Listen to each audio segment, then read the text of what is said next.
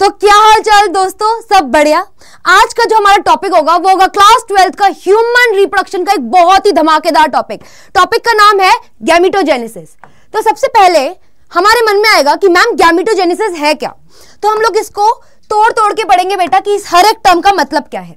अब हम बचपन से ही जानना चाहते हैं कि फीमेल की बॉडी में हमने पढ़ा है कि गैमीट ओवम होता है और मेल की बॉडी में हमने पढ़ा है कि गैमीट स्पर्म होता है। बट वो गैमीट ओवम और वो गैमीट स्पर्म बनते कैसे हैं मेल और फीमेल बॉडी में, ये प्रोसेस आज हमें इस क्लास में पढ़ना है। ठीक है, स्प्लिट कर करके बायो की टर्म्स को समझेंगे एंड प्रोसेस याद करेंगे कि किस तरीके से गैमेटोजेनेसिस होता है। तो as the name suggest gametogenesis, gameto मतलब होता है गैमीट, गैमीटो मतलब होता है गैमीट, जबकि जेनेसिस मतलब होता है फॉर्मेशन किसी भी चीज का। ठीक है, गैमेटोजेनेसिस मतलब क्या हो गया, गैमीट फॉर्मेशन। ओके, तो गैमेटोजेनेसिस पढ़ना है हम लोगों को मेल में भी, क्योंकि मेल में भी गैमीट्स बनते हैं एंड फीमेल्स में भी गैमीट बनते हैं। बट गैमेटोजेनेसिस इन मेल्स, अगर गैमेटोजेनेसिस बच्चों मेल्स में हो रहा हो, मतलब कि अगर गैमेटोजेनेसिस का प्रोसेस मेल्स में हो रहा है तो उसके लिए एक टर्म यूज करते हैं हम लोग, स्पर्मेटोजेनेसिस। क्या यूज करते हैं, स्पर्मेटोजेनेसिस। ठीक है, जबकि अगर वही गैमेटोजेनेसिस का प्रोसेस फीमेल्स की बॉडी में हो रहा हो, मतलब कि ओवम बन रहा हो, तो उसको oogenesis बोल देते हैं। क्या बोल देते हैं, oogenesis बोल देते हैं। तो अब हमें डिटेल में पढ़ना है कि किस तरीके से स्पर्मेटोजेनेसिस करके स्पर्म बनता है और oogenesis करके ओवम बनता है। आइए,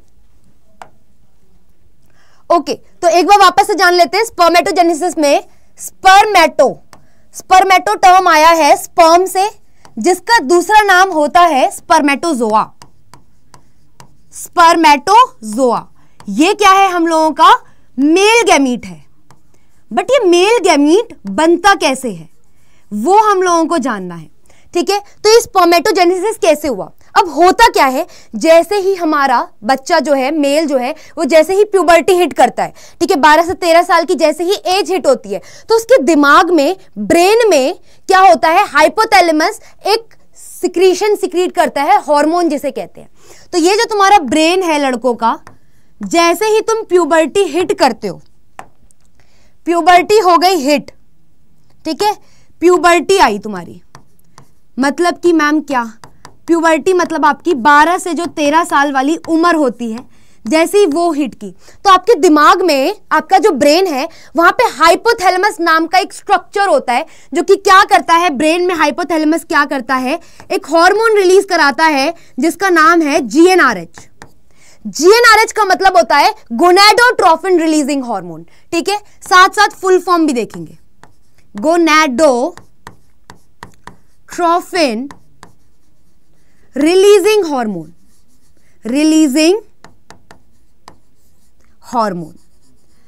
अब होता क्या है पता है, ये जो गोनाडोट्रोफिन रिलीजिंग हार्मोन है, ये हाइपोथैलेमस से निकलता है एंड दिमाग में ही हमारे जो ब्रेन है उससे क्या होती है, एक अटैच होती है एक छोटी सी ग्लैंड जिसका नाम होता है पिट्यूटरी ग्लैंड। हाइपोथैलेमस से अटैच होती है एक छोटी सी ग्लैंड जिसका नाम होता है पिट्यूटरी ग्लैंड। इस तरीके से वो दिखती है, इस तरीके से। तो ये जो पिट्यूटरी ग्लैंड होती है, ये GnRH हमारे एक्ट करता है पिट्यूटरी ग्लैंड पे। किस पे एक्ट करता है, acts on pituitary gland, PITI। ठीक है, ये एक्ट करता है पिट्यूटरी ग्लैंड पे एंड जैसे ही ये पिट्यूटरी ग्लैंड पे एक्ट करता है तो पिट्यूटरी ग्लैंड भी रिस्पॉन्स में क्या करती है, 2 हार्मोन्स रिलीज करती है। और वो 2 हार्मोन्स का नाम क्या होता है, वो 2 हार्मोन्स का नाम होता है LH hormone and FSH hormone. अब जैसे ही ये LH और FSH हार्मोन निकले हमारी पिट्यूटरी से, वो क्या करेंगे, मेल की बॉडी में ब्लड के थ्रू जाएंगे, क्योंकि भाई हॉर्मोन्स है, क्या है, एंडोक्राइन ग्लैंड थी, इस एंडोक्राइन ग्लैंड ने डायरेक्टली रिलीज किया। क्या होती है एंडोक्राइन ग्लैंड, ऐसी ग्लैंड जो डायरेक्टली अपनी सिक्रीशन रिलीज करती है ब्लड में। अब जैसे ही ये ब्लड में सिक्रीशन रिलीज हुए LH एंड FSH, ये बहता हुआ कहां चले जाएगा, टेस्टिस में। टेस्टिस पे ये LH एंड FSH एक साथ एक्ट करेगा, ये एक साथ एक्ट करेगा टेस्टिस पे। एक साथ करेगा एक्ट किस पे, वो भी तुम्हारे टेस्टीज में बच्चों, मेल की टेस्टीज में करेगा।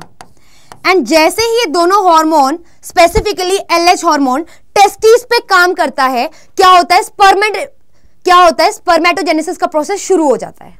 जैसे ही टेस्टिस पे एक्ट किया, स्पर्मेटोजेनेसिस स्टार्ट्स, स्पर्मेटोजेनेसिस स्टार्ट्स, ठीक है। बट एक बार रिवाइज करते हैं क्या हुआ। बच्चा जैसे ही प्यूबर्टी में आया, उसकी जो ब्रेन है उसमें हाइपोथैलेमस था, उसने क्या रिलीज करवाया, जीएनआरएच, गोनेडोट्रोफिन रिलीजिंग हार्मोन। अब उस जीएनआरएच ने क्या किया, पिट्यूटरी ग्लैंड पे एक्ट किया, और वो भी कौन सी, एंटीरियर पिट्यूटरी पे। एंटीरियर पिट्यूटरी को बोला नॉक नॉक। एंटीरियर पिट्यूटरी ने जैसे देखा, ओ ये कौन है, ये कौन था, एकदम से हमारा जीएनआरएच था। उसके दबाव में उसने क्या रिलीज किया, एलएचएन एफएसएच हार्मोन। ये हार्मोन ब्लड के थ्रू गए, ठीक है, ट्रांसपोर्ट हुआ इनका, मस्त ब्लड में ऐसे चप्पू चलाते हुए गए, और कहां चले गए, टेस्टिस के पास। टेस्टिस पे जैसे ही एफएसएच एंड एलएच ने एक्ट किया, तो स्पर्मेटोजेनेसिस का प्रोसेस अब स्टार्ट हो जाएगा। अब वो होता क्या है वो हम देखेंगे। ये था हार्मोनल एक्ट, कि किस तरीके से हार्मोन स्पर्मेटोजेनेसिस का प्रोसेस स्टार्ट कराते हैं। अब स्पर्मेटोजेनेसिस होता कैसे है वो हम नेक्स्ट स्लाइड में देखेंगे।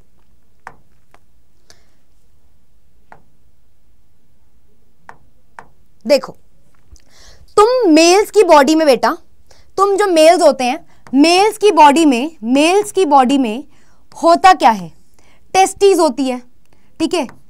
टेस्टीज में ना सेमिनिफेरस ट्यूब्यूल्स होते हैं,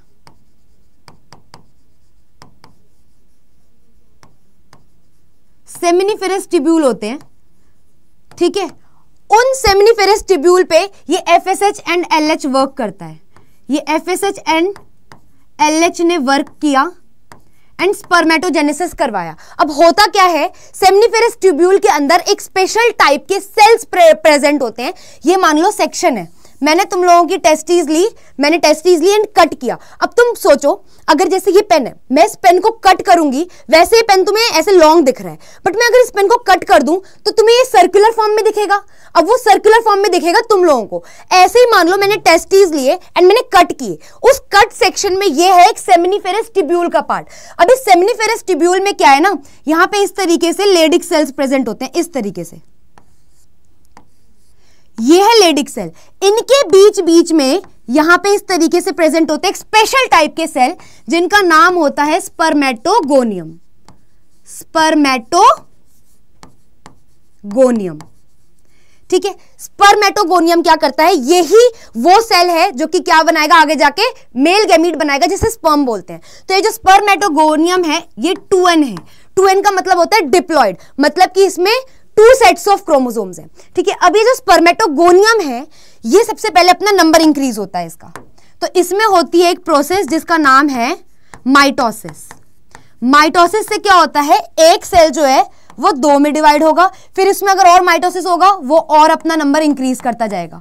क्योंकि हम लोग एक बारी में, जो मेल की बॉडी है, एक बारी में अगर आपको पता हो एक इजैकुलेशन में मिलियंस ऑफ स्पर्म्स प्रोड्यूस करती है। तो इतने सारे स्पर्म्स प्रोड्यूस करने के लिए इतने ही सारे कोई फॉर्मर सेल भी तो होना चाहिए, है ना। तो स्पर्मेटोगोनियम सबसे पहले अपना नंबर बढ़ाता है। तो ये जो एक स्पर्मेटोगोनियम है ये माइटोसिस करेगा। तो माइटोसिस से क्या होगा, ये इस तरीके से 2 सेल बना लेगा एंड दोनों के दोनों अभी डिप्लॉयड है, ठीक है। डिप्लॉयड मतलब 2 सेट ऑफ क्रोमोसोम है। अब जब स्पर्मेटोगोनियम माइटोसिस करता है तो वो एक टाइप का सेल बनाता है। इन सेल्स का नाम होता है primary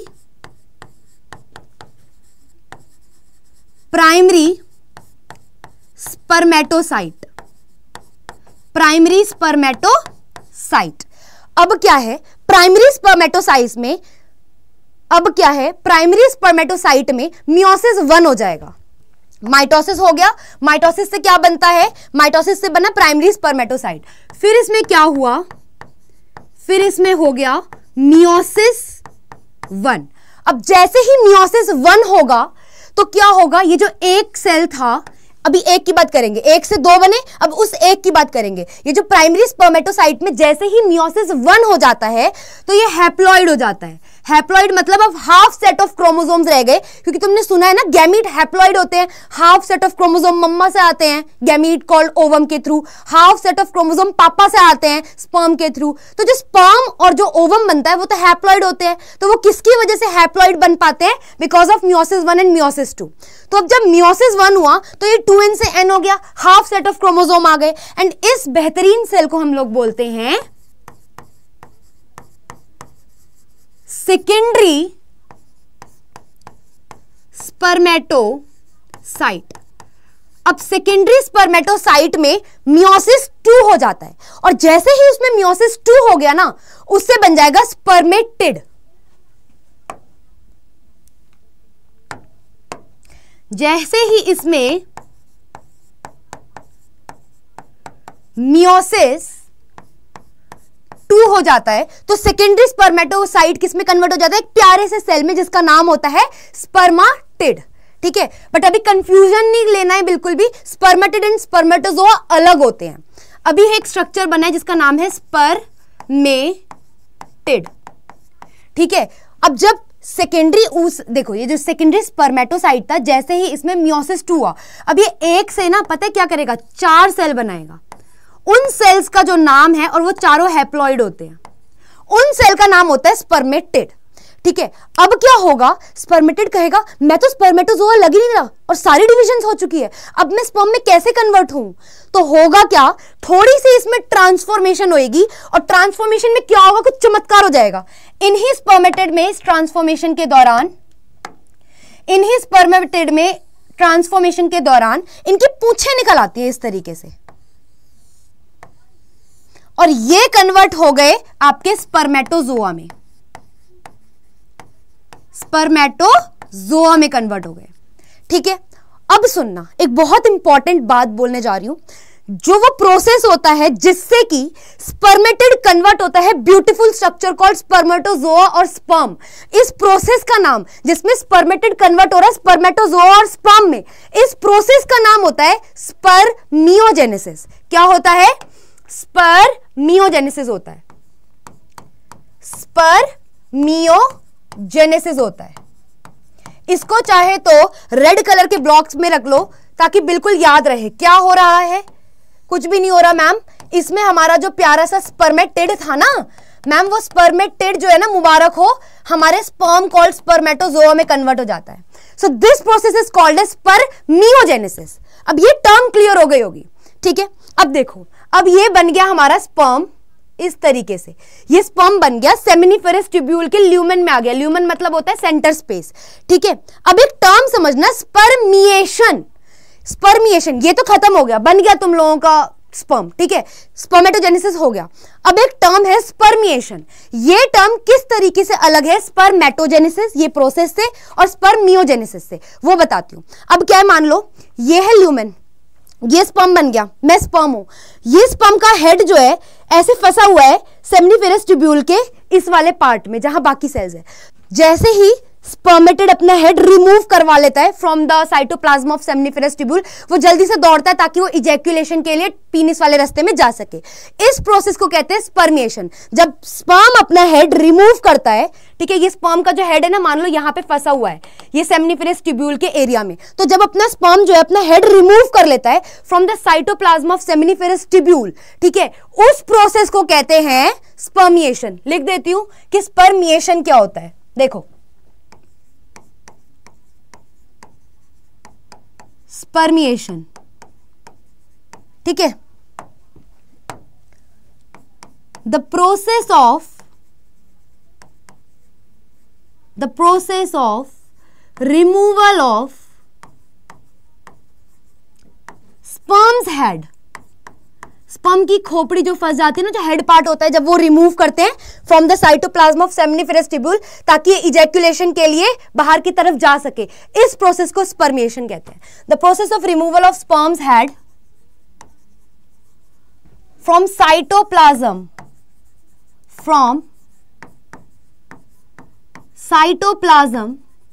of seminiferous tubule, seminiferous tubule is called as spermiation. इतना आई होप क्लियर होगा। एक बार जल्दी से रिवाइज करते हैं। मेल जैसे ही प्यूबर्टी में पहुंचा, हाइपोथैलेमस एक्टिवेट हो गया, उसने रिलीज कराया जीएनआरएच। जीएनआरएच ऐसे तुम तड़ान तान करते करते कहां पे पहुंचा, एकदम से एंटीरियर पिट्यूटरी पे। एंटीरियर पिट्यूटरी ने रिलीज कराया FSH and LH. FSH and LH blood के थ्रू बहते मेल के टेस्टिस पे एक्ट करते हैं। मेल के टेस्टिस में जैसे इन्होंने एक्ट किया, वो स्पर्मेटोजेनेसिस शुरू करवा देंगे। अब इस स्पर्मेटोजेनेसिस में होता क्या है, स्पर्मेटोगोनियम नाम के सेल में माइटोसिस होती है, वो अपना नंबर बढ़ा लेता है। वो जो सेल बनता है उसे प्राइमरी स्पर्मेटोसाइट बोलते हैं। प्राइमरी स्पर्मेटोसाइट में मियोसिस 1 होता है। मियोसिस 1 होते ही उसमें क्या बनता है, सेकेंडरी स्पर्मेटोसाइट। सेकेंडरी स्पर्मेटोसाइट में जैसे ही मियोसिस 2 होता है, स्पर्मेटिड बनता है, और स्पर्मेटिड का ट्रांसफॉर्मेशन इनटू स्पर्मेटोजोआ, जिसे हम लोग स्पर्म भी बोलते हैं, मेल गैमीट भी बोलते हैं, इस प्रोसेस को हम स्पर्मियोजेनेसिस बोलते हैं। अब जो स्पर्म का हेड है वो सेम्निफेरस ट्यूब्यूल में साइटोप्लाज्म में फंसा है, वो अपने हेड को रिमूव करता है ताकि इजैकुलेशन के दौरान बाहर जा सके। इस प्रोसेस को स्पर्मिएशन बोल देते हैं। और ये हो गया आपका मेल रिप्रोडक्टिव सिस्टम में स्पर्मेटोजेनेसिस कंप्लीट। अच्छे से देख लो एक बार। अच्छा, यहां से तुम लोगों ने ना एक बात नोट की होगी, कभी कभी नीट में भी ये क्वेश्चन आ जाता है कि एक स्पर्मेटोगोनियम से कितना स्पर्मेटोजोआ बन रहा है। तो तुम अगर एक स्पर्मेटोगोनियम को देखोगे, एक स्पर्मेटोगोनियम से एक्चुअल में 4 स्पर्म्स बन रहे हैं, तुम देख सकते हो, है ना। और तुम्हें पता है एक इजैक्यूलेशन में कितना स्पर्म, नॉर्मल स्पर्म काउंट होता है। एक इजैक्यूलेशन जो करते हैं उसमें अगर 200 से 300 मिलियन स्पर्म्स निकल रहे हैं in ejaculation, then it is a normal human male sperm count बेटा। दैट इज आप नॉर्मल, आपकी फर्टिलिटी पे कोई फर्क नहीं पड़ेगा, इट इज गुड अमाउंट। ठीक है, एक स्पर्मेटोगोनियम से 4 स्पर्मेटोजोआ कॉल्ड स्पर्म बन गए। ये हो गया हमारा स्पर्मेटोजेनेसिस। अब हम अपनी बात करेंगे फीमेल्स की बातें, कि फीमेल की ओवरी से जो हर महीने ओवम नाम का फीमेल गैमीट निकलता है वो बनता कैसे है, मतलब oogenesis की बात करेंगे। आ जाओ।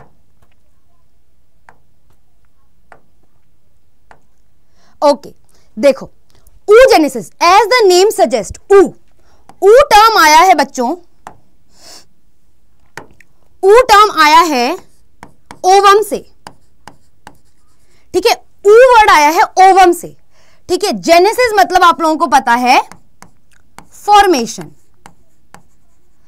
ठीक है, तो फीमेल की बॉडी में mature gamete, mature female gamete called ovum का प्रोडक्शन होना इज कॉल्ड एज oogenesis। इतना क्लियर है।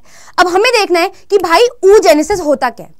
तो एक खास बात तुम लोगों को मैं बताना चाहती हूं, जब फीमेल मम्मा की यूट्रस में होती है, यूट्रीन कैविटी में ऐसे एम्बेडेड होती है, मतलब जब मम्मा की प्रेगनेंसी हो रखी होती है और मान लो फीमेल होने वाली है, उसी टाइम पे oogoneum स्टार्ट हो जाता है। जबकि स्पर्मेटोजेनेसिस, अगर कोई डिफरेंस पूछे क्या डिफरेंस है, भाई तू तो चुप रहे भाई, तेरे में तो स्पर्मेटोजेनेसिस का जो प्रोसेस है वो प्यूबर्टी में शुरू होता है। पता है हम फीमेल्स को कितना ज्यादा स्ट्रगल करना पड़ता है। हमारी बॉडी में जो oogenesis का प्रोसेस है तब से शुरू हो जाता है जब हम लोग मम्मा की वूम में होते हैं बेटा, जब मम्मा की कोक में होते हैं ना, अगर कोई फीमेल बच्चा मम्मा की कोक में है तब से उसका oogenesis का प्रोसेस शुरू हो जाता है।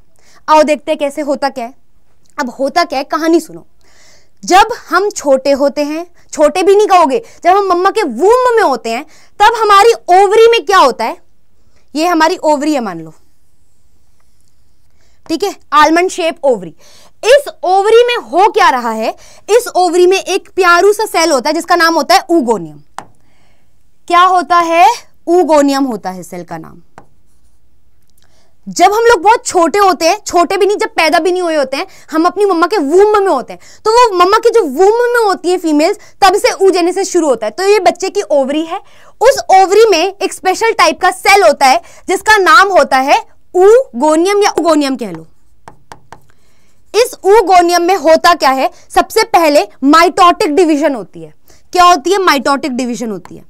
जैसे ही इसमें माइटोसिस होता है बच्चों, ये क्या बना लेता है, एक सेल बनाता है जो कि 2n है। 2n मतलब डिप्लॉयड है, 2 सेट्स ऑफ क्रोमोसोम्स के अंदर है। ये जो सेल बना है ना oogoneum में, जैसे ही माइटोसिस नाम का प्रोसेस हुआ तो पहले तो इससे 2 सेल बनेंगे। ठीक है, ऐसे बहुत सारे लैक्स ऑफ oogoneum होते हैं फीटल ओवरी में, जब बच्चा फीटस होता है। ठीक है, तो वो हर एक oogoneum में एक प्रोसेस होता है जिसको हम कहते हैं माइटोसिस। उस माइटोसिस के होने की वजह से जो सेल बनता है उसको हम लोग कहते हैं बच्चों प्राइमरी oocyte। ठीक है, प्राइमरी oocyte बोलते हैं। अब उस प्राइमरी oocyte, ये जो प्राइमरी oocyte है ये बन गया, ठीक है, ये प्राइमरी oocyte बन गया। और ये क्या है, यहां पे एक थोड़ा सा बड़ा स्ट्रक्चर दिखा देती हूं, ये प्राइमरी oocyte बन गया, ठीक है। प्राइमरी oocyte जो है सराउंड हो जाता है, प्राइमरी oocyte जो है वो सराउंड हो जाता है लेयर ऑफ ग्रेन्युलोसा सेल। एक लेयर होती है single layer of granulosa cell, एक सेल्स होते हैं एक टाइप के जिनका नाम है ग्रेन्युलोसा सेल। ये मान लो, देखो एक बार, मेरा माइक अटक गया था बच्चों पैरों पे, ठीक है, देखो ये जो सिंगल oocyte था, ये जो प्राइमरी oocyte है, ये single layer of granulosa cell से कवर हो जाता है। अब जैसे ये single layer of granulosa cell से कवर हो जाता है तो इसे हम लोग क्या बोल देते हैं, प्राइमरी फॉलिकल बोल देते हैं। क्या बोलेंगे,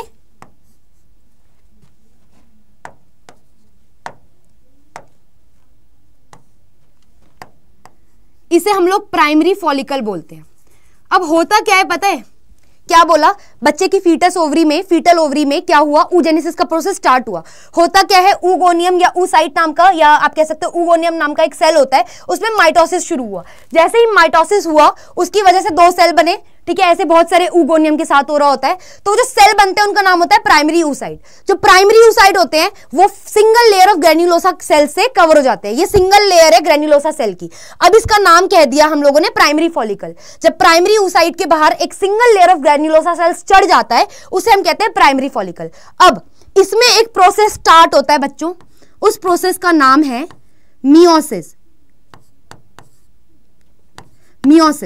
ठीक है, ये मियोसिस 1 स्टार्ट हुई, ठीक है, और मियोसिस 1 स्टार्ट हुई, लेकिन अभी जो एक और डिवीजन शुरू हुई ये स्टॉप हो गई एकदम से। बट कहां पे, कौन सी स्टेज पे मियोसिस 1 में स्टॉप हुई, जिसे हम कहते हैं प्रोफेज। प्रोफेज में भी आप कहोगे मैम प्रोफेज में भी कौन से स्टेज में इसकी डिवीजन रुक गई, दैट इज डिप्लोटीन स्टेज। देख रहे हो डिप्लोमेसी इसकी, है ना, डिप्लोटीन स्टेज में इसकी डिवीजन रुक गई कि नहीं तुम अभी बहुत छोटी हो, oogenesis का प्रोसेस नहीं कर सकते अभी से, ऐसा करके हुआ। ऑब्वियसली ऐसा नहीं हुआ, स्टोरी की तरह याद कर सकते हो। हुआ क्या, ओवरी में oogoनियम था, उसकी माइटोसिस हुई, माइटोसिस की वजह से एक सेल बना जिसको कहते हैं प्राइमरी oocyte। प्राइमरी oocyte को जैसे ही single layer of granulosa cells ने कवर किया उसे कह दिया प्राइमरी फॉलिकल। अभी प्राइमरी फॉलिकल बन गया और इसमें एक डिवीजन स्टार्ट हुई थी जस्ट, जिसको कहते हैं मियोसिस 1।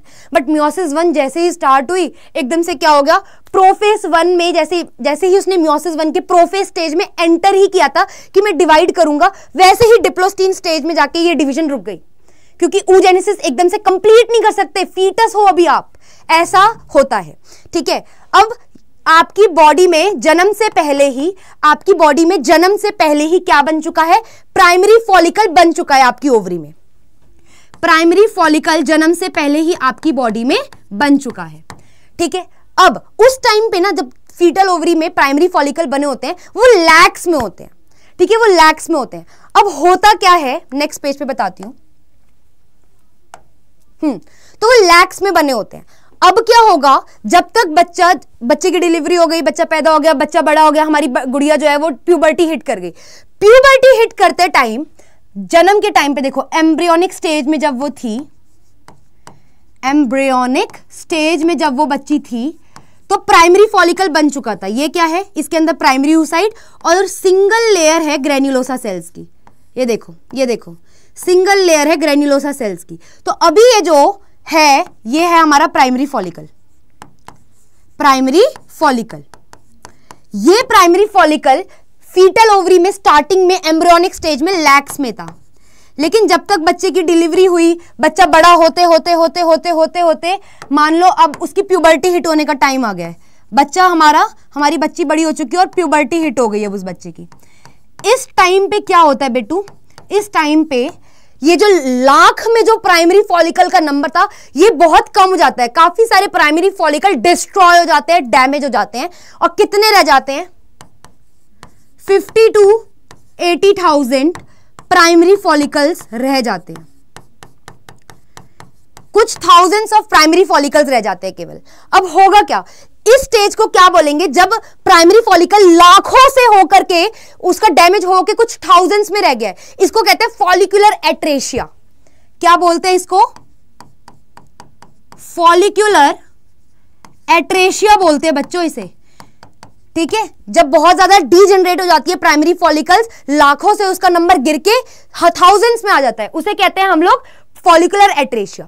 अब ये जो आपका प्यारा सा प्राइमरी फॉलिकल है, देखो प्यार से समझो, अब ये क्या है, कुछ थाउजेंड्स रह गए हैं, हम समझेंगे कैसे उस एक से एक जो थाउजेंड्स है उनमें से हर एक एक महीने करके हमारा ओवम बनता है। तो आप एक प्राइमरी फॉलिकल को देखो, ये एक प्राइमरी फॉलिकल है, ठीक है, और ये एक प्राइमरी फॉलिकल के अराउंड यहां पे इस तरीके से ग्रेन्युलोसा सेल्स थे। प्राइमरी फॉलिकल में होता क्या है बच्चों, अब क्या है देखो,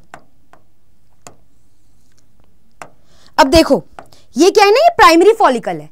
अब क्या होगा, प्यूबर्टी हिट हो गई, अब ये प्राइमरी फॉलिकल डेवलप कर जाएगी सेकेंडरी फॉलिकल में, ये डेवलप कर जाएगी सेकेंडरी फॉलिकल में। एंड आप कहोगे ma'am secondary follicle primary follicle से डिफरेंट कैसे? कुछ भी नहीं है।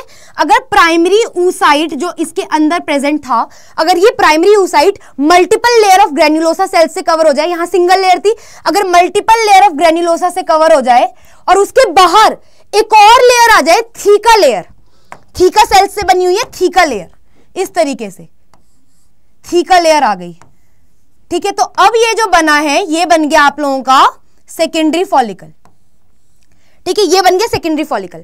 अब क्या होता है ना, गौर से सुनना, अब सेकेंडरी फॉलिकल में जो मियोसिस 1 एम्ब्रियोनिक स्टेज में रुक गया था, वो मियोसिस 1 यहां कंप्लीट हो जाएगा, वो मियोसिस 1 यहां कंप्लीट होगा, वो मियोसिस 1 यहां पे जैसे ही बच्चों कंप्लीट होता है, जैसे ही वो मियोसिस 1 कंप्लीट हुआ, ठीक है, अब क्या होगा, ये जो प्राइमरी oocyte अंदर प्रेजेंट है ना, ये डिवाइड हो जाएगा दो सेल में, एक होगा बड़ा सेल, एक होगा छोटा सेल। जो बड़ा सेल है उसे कहेंगे हम सेकेंडरी oocyte, ठीक है, सेकेंडरी oocyte। और जो दूसरा छोटू सा सेल बना है ना, इसे हम लोग कहते हैं पोलर बॉडी। ये पोलर बॉडी डीजनरेट हो जाती है अपने आप ही, ये जो पोलर बॉडी है ये अपने आप ही डीजनरेट हो जाती है, क्योंकि इसमें सफिशिएंट अमाउंट ऑफ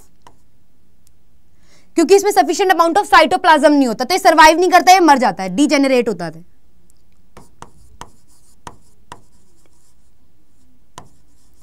ठीक है, ये डीजेनरेट हो गई, ये मर गई। अब यहां पे देखो, ये जो प्राइमरी oocyte से डिवाइड होकर के यहां पे बना है ना सेकेंडरी oocyte, इस सेकेंडरी oocyte के पास क्या है, multiple layer of granulosa cells तो है ही, multiple layer of granulosa cell है, मतलब कि इतने पूरे ग्रेन्युलोसा सेल से भरे हुए हैं। उसके अलावा एक मेन चीज है, यहां पे एक कैविटी डेवलप होने लगती है जिसका नाम होता है एंट्रम नाम की कैविटी, ठीक है। ये कैविटी थोड़ी थोड़ी डेवलप होने लग जाती है, गैप थोड़ा थोड़ा डेवलप होने लग जाता है इन बिटवीन ग्रेन्युलोसा सेल्स, जिसको हम कहते हैं एंट्रम कैविटी। और जो यहाँ पे थीका लेयर थी ना, वो थीका लेयर अब यहाँ पे दो में डिवाइड हो जाएगी, एक होता है थीका इंटरना, एक होता है थीका एक्सटर्ना। जो अंदर वाली है वो क्या होगी, थीका इंटरना हो जाएगी, ठीक है, जो अंदर वाली है वो हो जाएगी थीका इंटरना, थीका इंटरना, ठीक है। और जो बाहर वाली लेयर बनेगी ग्रेन्युलोसा सेल्स की, वो हो जाएगी थीका एक्सटर्ना। इस तरीके से दिखा देती हूं, ये देखो बहुत ही प्यारा, ये देखो ये हो गया थीका एक्सटर्ना, थीका एक्सटर्ना, ठीक है। अब क्या होगा, जो ये टर्शरी फॉलिकल है, ये टर्शरी फॉलिकल बच्चों डेवलप होता है ग्राफियन फॉलिकल में, ग्राफियन फॉलिकल में। अब आप कहोगे मैम ग्राफियन फॉलिकल और टर्शरी फॉलिकल में क्या डिफरेंस है? बेटा बस एक मेजर डिफरेंस जो ये है आपकी अंदर वाला सेकेंडरी oocyte। सेकेंडरी oocyte क्या है, बहुत सारे ग्रेन्युलोसा सेल से कवर है, और बाहर थीका पहले थीका इंटरना है और फिर बाहर उसके क्या है, थीका एक्सटर्ना है। अब मेन चीज ये है, यहां पे जो आपकी एब्डोमिनल मेन चीज ये जो यहाँ पे आपकी एंट्रम नाम की कैविटी थी वो थोड़ी थी, यहाँ पे मेजॉरिटी ऑफ स्पेस जो है ग्रेन्युलोसा सेल्स के बीच में वो एंट्रम कैविटी ने ऑक्यूपाई किया है, ठीक है, एंट्रम कैविटी ने ऑक्यूपाई कर लिया, ठीक है। तो ये हो गया आपका ग्राफियन फॉलिकल। अब ग्राफियन फॉलिकल में ना एक बात बहुत ध्यान से समझना, जैसे ही ग्राफियन फॉलिकल मैच्योर होता है, तो ये जो ग्राफियन फॉलिकल के अंदर हमारा प्यारा सा सेकेंडरी oocyte पढ़ा था। होता क्या है, धीरे धीरे लेटर स्टेज में ये जो सेकेंडरी oocyte ग्राफियन फॉलिकल में पढ़ा था ना, ग्राफियन फॉलिकल जैसे ही रप्चर होएगा, फटेगा, तो इसके अंदर का जो सेकेंडरी oocyte बैठा हुआ था उसके आसपास ना एक ए सेल्यूलर लेयर होती है। ए सेल्यूलर लेयर का मतलब बिना किसी सेल की बनी हुई, इसका नाम होता है बच्चों ज़ोना पेल्यूसिडा। इसका नाम होता है ज़ोना पेल्यूसिडा, ज़ोना पेल्यूसिडा। उसके बाहर एक सिंगल लेयर होती है ग्रेन्युलोसा सेल्स की, जिसको ये लोग कोरोना रेडिएटा बोल देते हैं एनसीईआरटी वाले। एक सिंगल लेयर होती है ग्रेन्युलोसा सेल्स की, ठीक है, जिसको ये लोग क्या बोल देते हैं, कोरोना रेडिएटा। कोविड-19 नहीं भाई, इतना मत डरो, कोरोना रेडिएटा बोल देते हैं।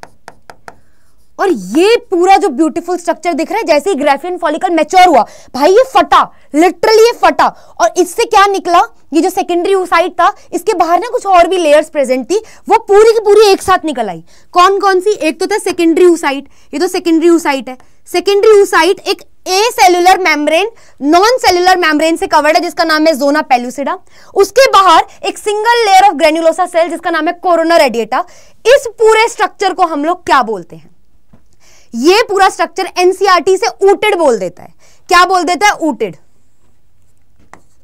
ऊटेड या फिर ओवम। अब ये रिलीज हो गया, और रिलीज जब होता है ग्राफियन फॉलिकल से, जैसे ही ये मैच्योर ओवम रिलीज हुआ, ये जाएगा फॉलोपियन ट्यूब में, एंड इसी को हम लोग क्या बोल देते हैं, ओव्यूलेशन। रिलीज होता है जब भी हमारा एग या ओवम या outed from the ovary is called as ovulation.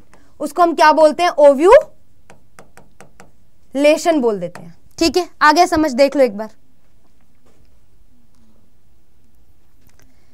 क्या है ये, रिलीज ऑफ एग,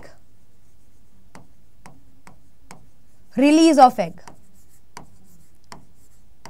या ओवम फ्रॉम ओवरी। कहां पे, वो भी इन फॉलोपियन ट्यूब। हर महीने, एक महीने क्या होता है, ये वाली राइट वाली ओवरी ओव्यूलेशन करती है, दूसरे महीने लेफ्ट वाली ओवरी करती है, तो ये ऑल्टरनेटली ये प्रोसेस होता रहता है। ठीक है, तो ये था आप लोगों का oogenesis। आई होप इतना क्लियर होगा। और ठीक है, और एक बार मैं लास्ट जल्दी से रिवाइज करा देती हूं। देखो हुआ क्या, बच्चा, हमारी जो गुड़िया थी बहुत छोटी थी, मम्मा की वूम में थी। अब मम्मा की वूम में थी, oogenesis सभी स्टार्ट हो गया। हुआ क्या, जो oogoनियम था उसमें माइटोसिस हुई, तो प्राइमरी oocyte बना। वो primary oocyte single layer of granulosa cell से कवर हो गया, उसको प्राइमरी फॉलिकल बोल दिया। ये प्राइमरी फॉलिकल अभी लाखों में थे जब तक मम्मा की वूम में बच्चा डेवलप हो रहा था। उसके ओवरी में, उस बच्ची ओवरी के, जो भी बच्चा पैदा भी नहीं हुआ उसकी ओवरी में ये प्राइमरी फॉलिकल लाखों में थी भाई। अब क्या हुआ, बच्चे की डिलीवरी भी हो गई, बच्चा भी पैदा हो गया, बच्चा, हमारी गर्ल जो है प्यूबर्टी में पहुंच गई। ठीक है, अब उसको प्यूबर्टी हिट कर गई है। उस टाइम पे ये जो नंबर इनका लाखों में था बेटा, ये जो नंबर इनका लाखों में था, वो गिर के कितने में हो गया है, हजारों में। इस स्टेज को कहते हैं फॉलिकुलर एट्रेशिया। अब क्या हुआ, ये जो प्राइमरी फॉलिकल्स थी, ठीक है, अब क्या हुआ, प्राइमरी फॉलिकल को भाई एग में कन्वर्ट करना है, तो कुछ तो केमिकल लोचा होना चाहिए जो कि कहे ओवरी को oogenesis स्टार्ट करो। तो जैसे ही हमारी गुड़िया oogenesis स्टार्ट करेगी, कैसे, जैसे ही हमारी गुड़िया प्यूबर्टी हिट करती है, होता क्या है, ब्रेन अगेन एक्टिवेट हो जाता है उसका हाइपोथैलेमस। हाइपोथैलेमस क्या करता है, जीएनआरएच रिलीज करवाता है। वो जीएनआरएच किसको एक्ट करता है, एंटीरियर पिट्यूटरी को। वही anterior pituitary again FSH and LH नाम के हार्मोन रिलीज करते हैं। उनमें से मेन काम है FSH का, ये फॉलिकल स्टिमुलेटिंग हार्मोन होता है। ये जो FSH है, फॉलिकल स्टिमुलेटिंग हार्मोन, यही क्या होता है, ब्लड के थ्रू मेनली जाएगा और फीमेल की ओवरी पे एक्ट करेगा। जैसे ही वो ओवरी पे एक्ट करेगा, ओवरी क्या करेगी, अब फॉलिकल को मैच्योर करना शुरू करेगी, फिर ये प्रोसेस होता है। तो ये आपका केमिकल रोल प्ले आ गया, प्यूबर्टी के टाइम पे शुरू होता है जो कि, ठीक है। अब ये प्राइमरी फॉलिकल सेकेंडरी फॉलिकल में कन्वर्ट होती है, तो होता क्या है, कुछ भी नहीं। प्राइमरी oocyte के बाहर की जो ग्रेन्युलोसा लेयर थी वो मल्टीपल लेयर हो गई, और बाहर से एक और लेयर आ गई जिसको कह दिया था थीका लेयर। ये सेकेंडरी फॉलिकल हो गया। फिर सेकेंडरी फॉलिकल में क्या हुआ, तुम्हें याद है बचपन में जब बच्चा छोटा था, मम्मा की वूम में था, उस टाइम पे प्राइमरी फॉलिकल ने एक डिवीजन शुरू की थी जिसे हम लोग कह रहे थे मियोसिस 1, बट वो प्रोफेज के डिप्लोटीन स्टेज में स्टॉप हो गई थी। अब जैसे ही फीमेल में सेकेंडरी फॉलिकल बन गई, अब उस सेकेंडरी फॉलिकल में क्या होता है, एकदम से मियोसिस 1 कंप्लीट हो जाएगा, जिसकी वजह से टर्शियरी फॉलिकल बनेगा। और उस टर्शियरी फॉलिकल का स्ट्रक्चर कैसा होता है, एक तो अंदर होती है सेकेंडरी oocyte, ये रहा सेकेंडरी oocyte। सेकेंडरी oocyte के बाहर क्या होता है, ये देखो इधर है सेकेंडरी oocyte। सेकेंडरी oocyte के अलावा क्या बनता है, एक और सेल पोलर बॉडी, वो तो खुद ही मर जाता है क्योंकि उसमें साइटोप्लाज्म इनफ नहीं होता। अब ये जो सेकेंडरी oocyte बना, ठीक है, ये secondary oocyte multiple layer of granulosa cells से कवर्ड है, बट वहां एक छोटी सी कैविटी डेवलप हो गई जिसका नाम है एंट्रम। और जो थीका लेयर थी ना, थीका सेकेंडरी फॉलिकल की, वो थीका लेयर भी दो में डिवाइड हो गई, थीका इंटरना और थीका एक्सटर्ना। ये था टर्शियरी फॉलिकल। अब क्या है, टर्शियरी फॉलिकल में डेवलप होता है ग्राफियन फॉलिकल में। ग्राफियन फॉलिकल में मेजर फर्क क्या है, जो एंट्रम नाम की कैविटी होती है ना, वो एंट्रम नाम की कैविटी मेजर स्पेस ऑक्यूपाई कर लेती है in between the granulosa cells. उसके अलावा जो हमारा अंदर उसके डेवलप होता है वो हमारा ऊटेड या ओवम भी कह सकते हैं, फ्यूचर में वो बनेगा। अब होता क्या, उस स्ट्रक्चर को हमने यहां देख लिया, वो है क्या, सेकेंडरी oocyte कवर है ए सेल्यूलर लेयर से, उसका नाम होता है जोना पेलुसिडा। जोना पेलुसिडा के बाहर एक सिंगल लेयर है कोरोना रेडिएटा, जो कि क्या है, single layer of granulosa cells. अब ये पूरा का पूरा आपका क्या है, ये पूरा का पूरा आपका फ्यूचर में ओवम बन जाएगा। एंड क्या होगा, जैसे ये mature ovum, Graafian follicle rupture होगी, फटेगी, ये ग्राफियन फॉलिकल से निकलेगा हमारा मेच्योर ओवम चमकता हुआ, और कहां चले जाएगा, फेलोपियन ट्यूब में। इस प्रोसेस को क्या कहते हैं, release of the mature ovum from the ovary into the fallopian tube is called ovulation. तो आई होप आप लोगों को अच्छे से समझ आया होगा। अगर मेरे साथ पढ़ना चाहते हो बेटा ऐसे समराइज करके, तो मेरे को फॉलो कर लेना। बाय।